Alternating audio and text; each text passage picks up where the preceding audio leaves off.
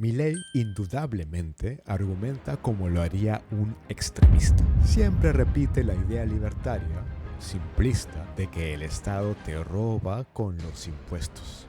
Impuestos, impuestos, impuestos. Dicen que, como yo no he explícitamente aceptado el contrato social, entonces a mí me están imponiendo los impuestos. Por supuesto, no dicen nada de los beneficios que han tenido desde niño, como un estado que obliga a los padres a cuidar de ti, como el alumbrado público, las carreteras internas en tu ciudad e interciudades, la policía, los tratados de libre comercio con otros países que mueven la economía, etcétera, etcétera. Para pelearnos con todas estas ideas, a continuación veremos a Milei debatir con Grabois sobre el Estado.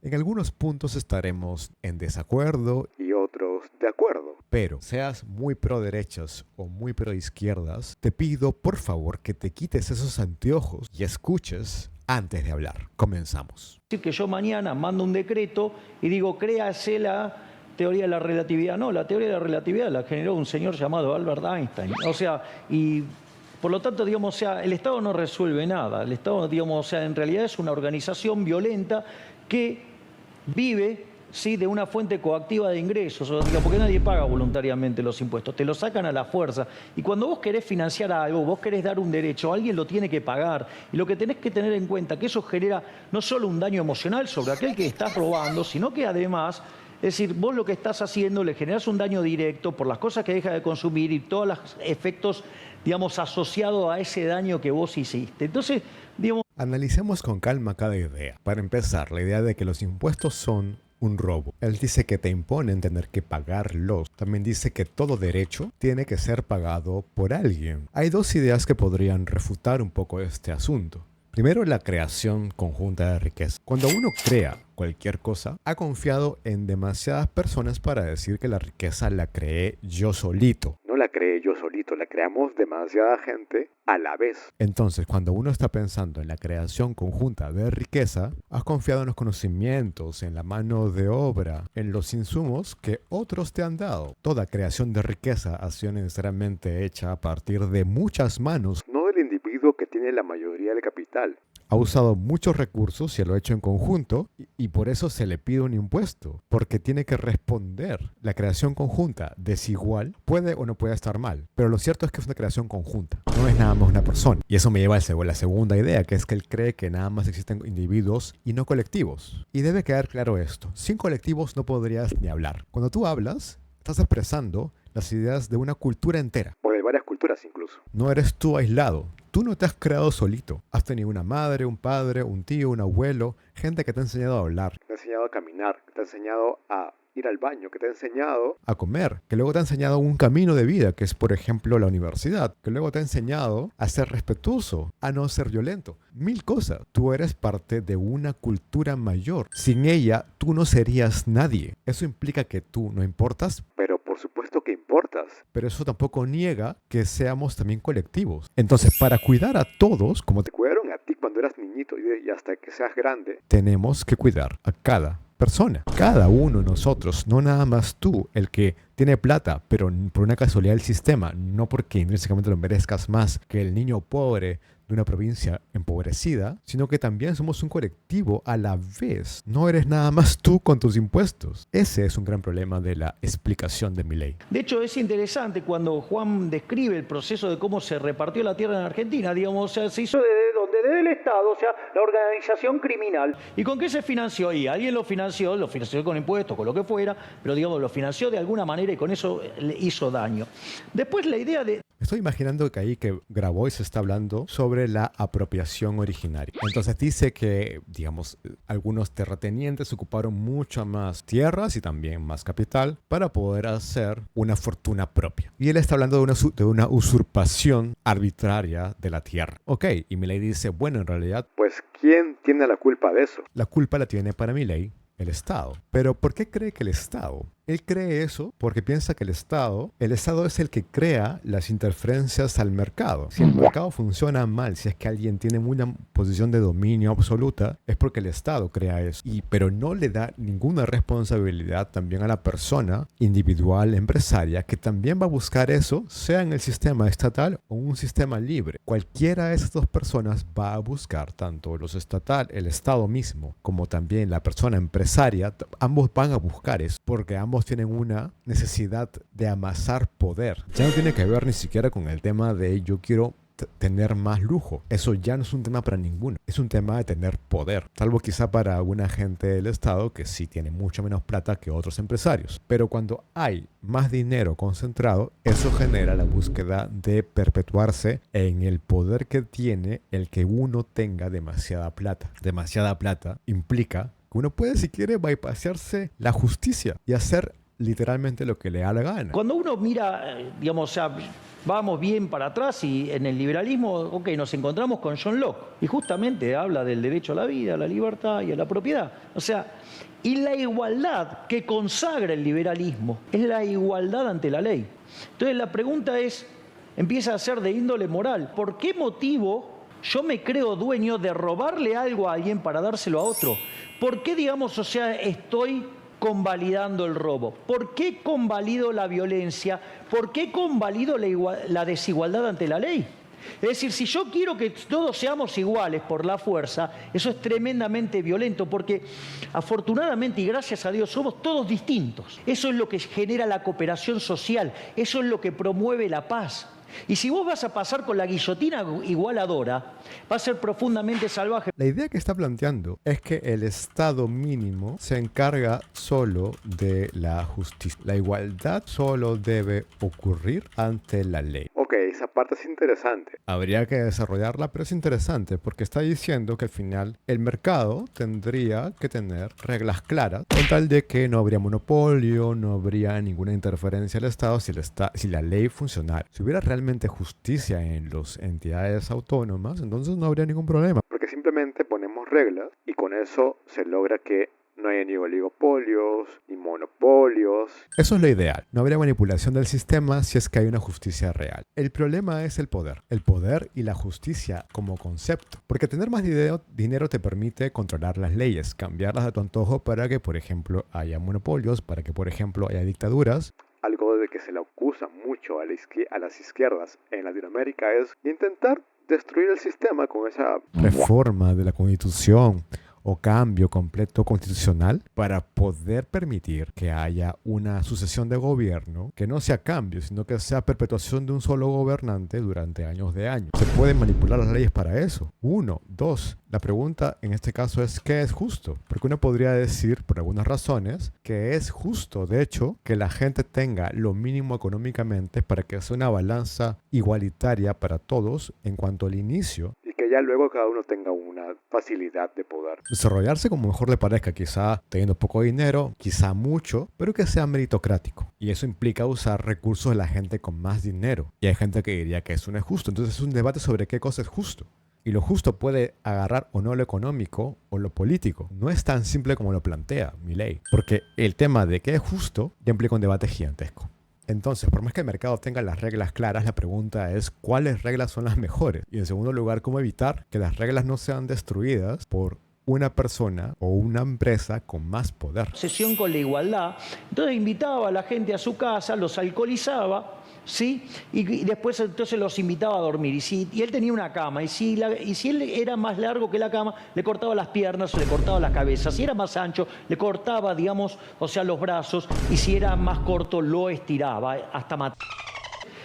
Imagínate en esta locura, entonces todos tenemos que tener, por ejemplo, la misma estatura promedio. Bueno, los partidos de básquet serían un desastre. O imagínate un partido de tenis para que yo pueda jugar contra Federer, le corto un brazo o una pierna a Messi para tener un partido, no funciona así.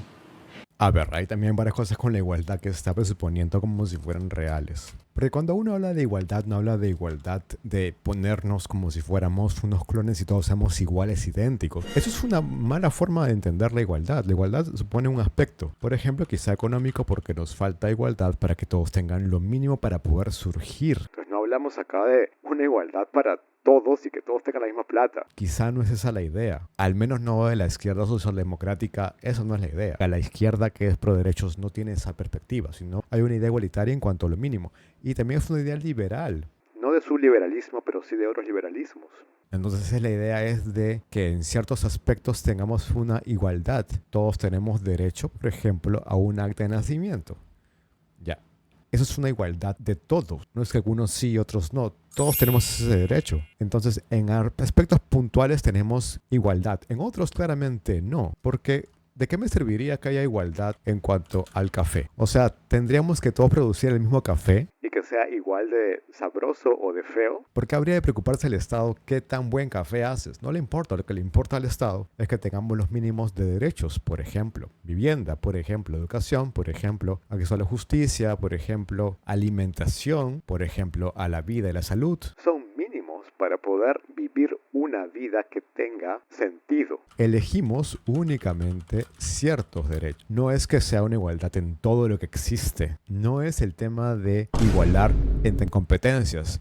Hay, por ejemplo, ciertos liberalismos estarían de desacuerdo en asuntos como igualar a que Messi sea tan mediocre como el peor jugador para que todo sea igual. Y eso me lleva a la última idea, la idea de igualdad para abajo. Se acusa a la izquierda de eso, porque todos seríamos igual de pobres. Y en cierta medida es verdad, porque en verdad no le importa. La perspectiva comunista no busca la eficiencia del mercado, no busca que haya gente con demasiados lujos, busca que todos seamos un colectivo igualitario, que no haya gente que se esté por encima de otros, sino que todos tengamos para vivir en cuando trabajemos en conjunto. Y lo importante no son los lujos, sino es compartir, conversar, ser humanos. Esa es la idea que algunos autores hablan sobre que es una perspectiva burguesa. La idea esta de trabajar poco para luego pasarse el día filosofando, hablando, haciendo arte, cosas que sean del espíritu. Que fue una idea bastante burguesa, porque de hecho el capitalista lo que hace es liberar su tiempo para poder vivir de eso. Entonces estamos viendo un paradigma burgués para todos. Y un poco la idea de la izquierda es, claro, en ese sentido, en el sentido de que todos tengamos la libertad de ser creativos en nuestra vida y trabajar poco y de disfrutar la vida en lugar de estar pensando en el trabajo siempre, eso sería más o menos igualar para arriba. Pero lo que pasa efectivamente es que las personas están con lo mínimo, como pasa en Cuba, por ejemplo, y lo que ahorita consideraríamos mínimo para que haya carreteras, para que haya casas, para que haya infraestructura, no lo tienen ahí en Cuba. E incluso ha habido casos en los cuales ha habido escasez. Entonces es todo un problema pensarlo de esa forma. Cuba, recordemos, no es comunista, es socialista. Está intentando, o en teoría está intentando hacer ese paso al comunismo lentamente a través del socialismo. Pero eso demora mucho y aparte no parece que gente con lujos que está en el Estado ahorita, tanto en Cuba como en Venezuela, quiera realmente socialismo. Lo que quiere, presuntamente, es que sea un régimen cleptocrático. O sea que básicamente tengan dinero los que están en el Estado, usando los recursos del Estado, impidiendo el bienestar de su población. Es decir, no, digamos, o sea, no funciona dañando al que crea riqueza. No va a estar mejor el que está peor porque vos estás dañando al que crea riqueza. Y querer igualar todo para arriba es imposible porque violenta la restricción de presupuesto. O sea, violenta, digamos, el problema de la escasez. Entonces, dicen que la economía administra la escasez. Esto es verdad. O sea, no es mentira que la economía administre la escasez, porque hay recursos limitados y eso es cierto. Curiosamente, la gente que es más capitalista actúa como si los recursos fueran ilimitados para siempre y que no hubiera un ecosistema que habría que cuidar, simplemente hay que usar recursos y ya está. Como si no hubiera un límite. Y la gente que ahorita, incluyendo, imaginemos que no hubiera ningún daño al ambiente si es que usamos residuos fósiles. O sea, el petróleo. Imaginemos eso. Ese recurso es finito. Y todas estas energéticas actúan como si fuera un recurso infinito y que no lo es. Y no quieren cambiar a otro recurso natural. Curiosamente, actúan como si no hubiera escasez. Pero bueno, en realidad sí pasa que administra la escasez, sí. Pero también administra el superávit. O sea, administra los recursos que en exceso. Las ganancias que uno tiene. Siempre también hay ganancias, no nada más en escasez. Cuando un CEO o cualquier persona que ha hecho una empresa en su vida crea riqueza, también tiene ganancias. Y esas ganancias hay que administrarlas también. Es parte del juego económico. Por eso ahorita hay justicias planteadas en la redistribución. Yo sé que los comunistas están en desacuerdo con eso, pero esa es la idea de algunos socialdemócratas. Que se pueda tener esa ganancia y distribuirla a todos los demás para que haya una suerte de reparación y para que haya igualdad en los derechos de las personas. Entonces no no es verdad que es únicamente la escasez, también es su superávit, es ambos a la vez. Milei tiene una ventaja radical, que es que, Justo radical. bueno, muy profunda en cualquier debate, es que él abraza un dogma. Un dogma o una Grabois habla muy lento, voy a ponerlo más rápido. cosmovisión, ¿no? Para mí es muy difícil, yo tengo muchas dudas no tengo ninguna certeza sobre el futuro. Algunas cosas vinculadas al capitalismo. El capitalismo cumplió una de sus promesas, vamos a decir, que es el desarrollo de la productividad ha sido brutal. Ya vivimos en una abundancia radical. Hay más bienes y servicios de los que nunca jamás hubo. Pero los procesos históricos tienen sus limitaciones también. Es decir, tener el nivel de vida de un hombre, una mujer de clase media norteamericana hoy para toda la humanidad, sería imposible siquiera recolectar los residuos de todo eso. Hay un límite ambiental. Hay un límite ambiental. Y eso tiene que ver también con el problema de la ubris, de lo que hoy es el mercado. Cuando dice problema de la ubris, no sé por qué dice ubris, es la hibris. Hibris quiere decir en griego cuando uno sobrepasa sus límites e intenta ser como un dios. Entonces el tema está en, como sociedad, estamos intentando ser dios. Y uno diría, esto es imposible por la escasez misma. Yo no creo que sea imposible, yo creo que bajo lo que se hace ahorita no se puede porque estamos usando recursos que no son renovables, pero son nada más configuraciones. La idea de naturaleza misma es bien problemática, porque asume que ya hemos conocido, como si fuéramos dioses también, cuál es el límite de la naturaleza, cuál es el límite de lo que hemos conocido hasta ahorita como natural. Lo natural es lo que vamos conociendo de a pocos cómo funciona el planeta, pero hemos encontrado ciertas ideas que sí pueden decirse con alto grado de probabilidad que son verdaderas, como el cambio climático. Sí, pero eso no implica que no podamos hacer una sociedad que sea infinitamente robusta. Se puede hacer, no con la configuración actual. Obviamente hemos encontrado ya problemas con eso, pero sí de otra forma, quizá con energía renovable, quizá con otras formas de interacción de lo orgánico con lo inorgánico, no sabemos. Pero pensar que ya hemos descubierto lo natural y que ese es el límite, eso es, para empezar, imposible de saber de antemano. Con nuestro conocimiento, pero el conocimiento siempre va cambiando porque siempre tenemos puntos ciegos en todas nuestras teorías. La marxista, la liberal, la keynesiana, teorías de la verdad, teorías de conocimiento, todas las teorías tienen puntos ciegos. Eso es imposible de ver porque lo que no estás viendo no puedes verlo por definición. Entonces se puede superar lo natural, entre comillas natural, pero con otras herramientas. Las que tenemos ahorita están claramente llevándonos al desastre ecológico muy probablemente. Por eso hay un consenso en todos los científicos de que estamos aumentando el calor del planeta. Eso implica un cambio brutal en todo el planeta en cuanto a cómo funciona lo natural. Y ese cambio drástico es el problema. Es como, por ejemplo, si tú quieres ser alguien que pueda romper una pared de un solo golpe. Lo puedes hacer, pero por supuesto. Lo puedes hacer ahorita con tu fuerza actual, quizá no. Pero quizás si transformas tu cuerpo y te entrenas durante un buen tiempo y vas haciendo esta idea de hormesis, de que poco a poco vas cambiándote, tener otra fuerza diferente, puedes romper algún día una pared sin que te haga daño a ti. Pero para eso requieres un cambio gradual. Entonces, como eras antes, no era lo único que podías hacer. Pero si bajo ese cuerpo inicial no podías romper una pared. Igual pasa con lo natural. Todo es moldeable, todo es reconfigurable. De lo que, por lo menos yo quiero significar cuando hablo mercado, ¿no? No me refiero a un mercado específico, sino a esa abstracción perversa, desde mi punto de vista, de que hay un proceso de ordenamiento espontáneo, creo que era el término de Hayek, o de catalexia, ¿no?